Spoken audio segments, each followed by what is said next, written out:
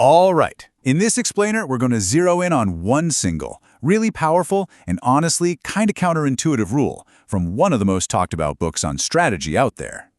Yep, we're diving into Robert Greene's classic, The 48 Laws of Power, to break down one of its most potent laws, a rule that's all about action, doubt, and the incredible power of just plain confidence. I want you to really think about this for a second. You know that moment when you are right on the verge of acting, maybe asking for that raise, making a bold move, or just speaking your mind, but you paused. And just like that, poof, the opportunity was gone. It's a feeling we all know, and it's right at the heart of what we're talking about today. And here's the key idea from Greene. Your doubts don't just weaken what you're doing, they literally infect it. Think of it like a virus. That hesitation spreads from your mind right into your actions, your body language, your tone of voice, and it signals your uncertainty to everyone watching.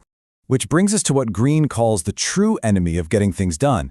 He doesn't see timidity as just a simple weakness. No, he sees it as an active, destructive force, a poison that can paralyze you before you even make your first move.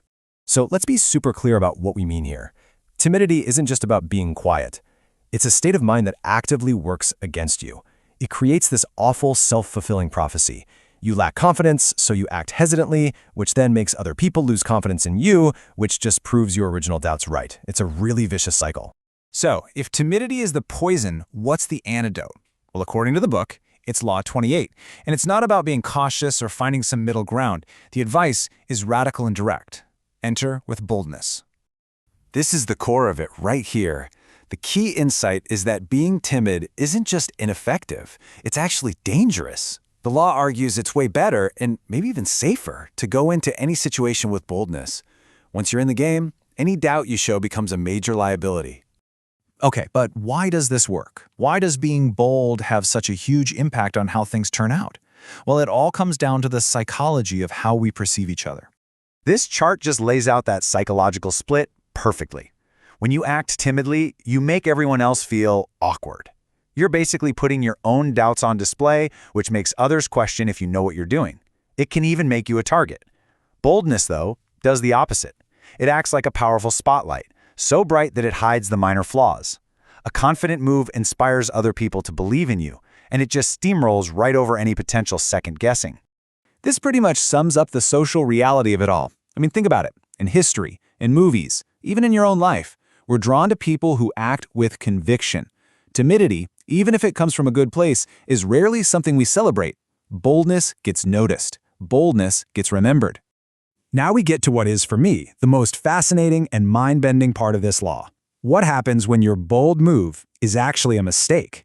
The logic here completely flips what we're all taught to do. Our natural instinct, right? The second we mess up, we want to backpedal, apologize over and over, or try to explain it away. We show that we're vulnerable and just hope for the best. But according to Law 28, that is the exact wrong thing to do. The book offers this startling alternative. If you make a mistake out of audacity, the best way to fix it is with more audacity. Instead of retreating, you double down. You make an even bolder, more surprising move, and the sheer force of that second action completely overshadows your initial screw-up. So here's why that works.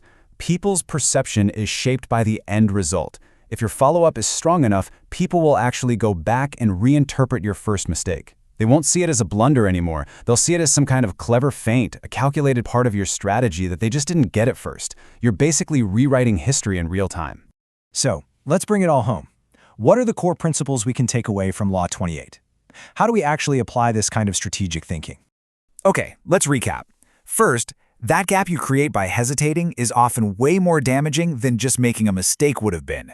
Second, always remember that your confidence, or your lack of it, is contagious. You're the one who sets the tone. Third, think of boldness as a strategic tool, not just a personality trait. You can use it to mask weaknesses and create an aura of power.